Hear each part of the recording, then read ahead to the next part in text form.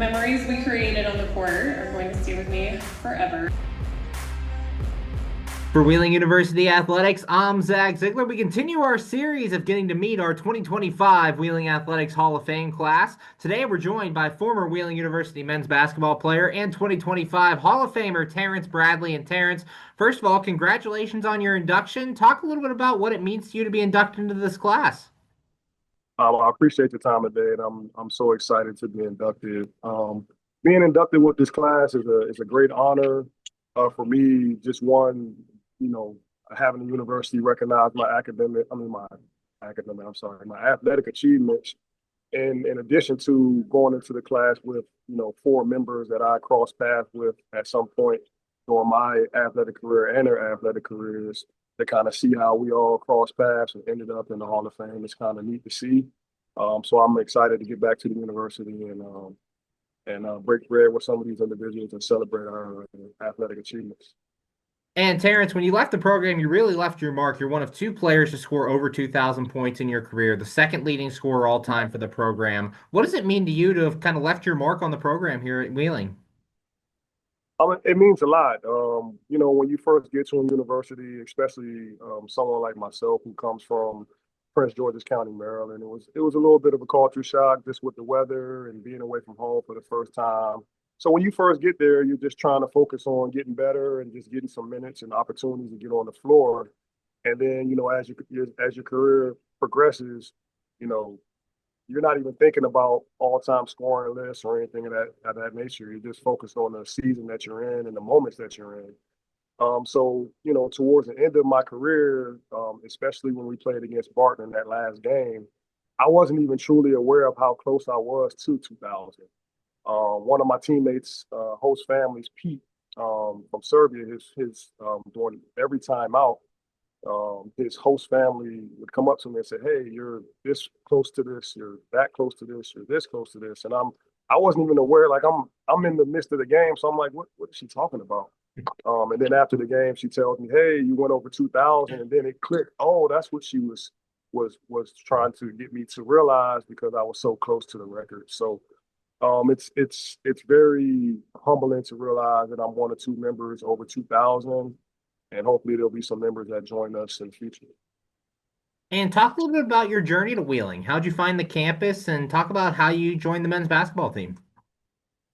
So for me, my journey was kind of a circuitous route to the school. So initially, I graduated in 2001, and I had a few mid-level D1 offers that kind of went away.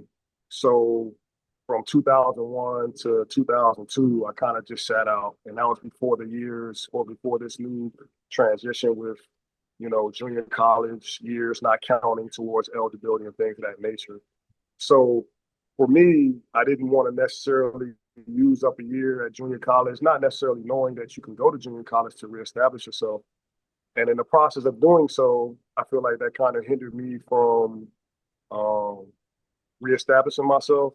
So I just basically went on a college tour where one of my coaches, Coach Levitt Brown from the Laurel Fire, which is my hometown, kind of took me to a bunch of different colleges. One of them being Wheeling Jesuit, now Wheeling University.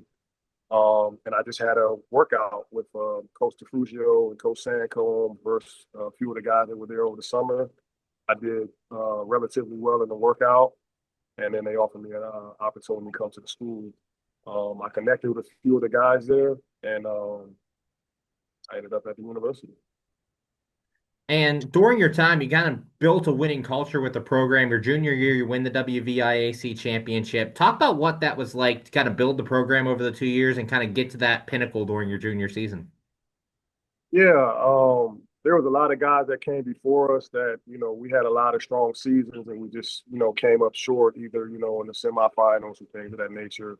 So just building off of what those guys had done, I had good senior leadership prior to that with, Mike Patrick and Reggie Moore and Tom Pippen and some of those guys that we just couldn't quite get it done during their time. So I took a lot of those lessons that I learned with coming up short with those guys, and we were able to put it together during that junior season and really just rewrite our legacy and really just push the program a little bit further than we could with them.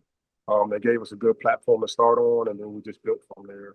So it was a long journey, a lot of contributions from a lot of my teammates to get us to that point. Big shots, big rebounds, and we were able to get it done. Currently joined by Wheeling University Hall of Fame class of 2025 and former men's basketball player Terrance Bradley. And Terrance, you mentioned there's four other players in this class who you've crossed paths with. The basketball teams both have one going in, yourself and Katie Rapicki. What's that like going in with so many athletes that you've shared time with here at Wheeling? Um, Katie in particular, we spent a lot of time in the gym, I and her husband, King Minor, because he was a teammate of mine. So they helped me sharpen my skills. I helped them sharpen their skills. And they were both big parts of the reason why I've had the success that I had. And, I had a little bit of a part of, some of the success that she had, along with the skill that she had already brought and the work ethic that she had already brought to the table. So it's just neat to go in with, athletes that you actually cross paths with, and other athletes who contribute to the university. But, to kind of cross paths with Mark Greeny, to see him come in and play lacrosse. Kirsten and Kimmy were a little older than me, so I was there when they were doing their thing in volleyball. And then, when Katie came in and, to kind of see their growth and how they ended up in the Hall of Fame as well, it's just cool to see and to kind of all of us to be back at the same point. And talk about some of the lessons you've learned during your time at Wheeling that have kind of helped you after graduation, whether that be on the court, in the classroom, some of the lessons that helped you. Wheeling was a eye opener for me because of just where I came from. I spent a lot of time in the urban area of, Prince George's County, or the DMV as we call it, DC, Maryland, Virginia area. So while my mind wasn't necessarily closed off to things, when you get to college, you realize that, some of the sports that maybe you don't watch as much, or a lot of the people that are participating in, these guys and gals, are putting just as much into their craft as you are into yours. These guys and gals, are coming from different backgrounds, but they all have the same goals in mind, and everybody is pushing forward to be the best version of themselves. So when I got to Wheeling, it really opened my eyes to, other athletes and other people doing well in school to, just because we all come from different backgrounds doesn't mean we don't all strive to be great.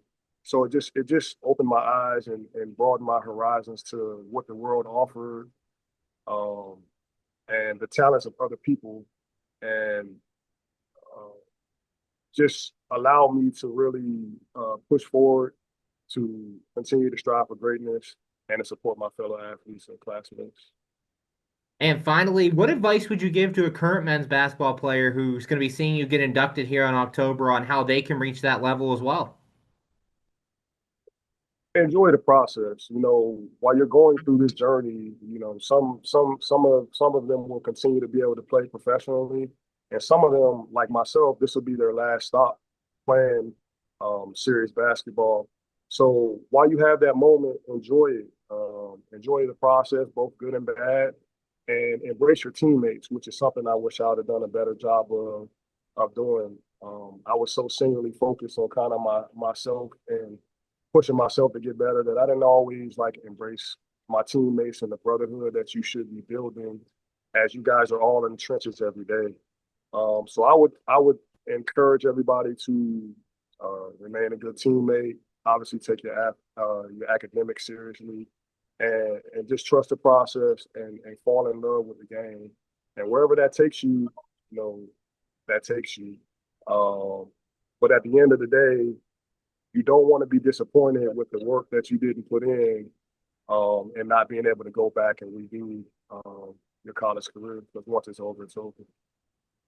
Thanks, Terrance. Once again, congratulations on being inducted into the Hall of Fame. Can't wait to see you in October. I appreciate your time. I can't wait to see you as well. Thanks for having me on today. For Wheeling University Athletics, I'm Zach Ziegler. It means that I have left my mark. Memories we created on the court are going to stay with me forever.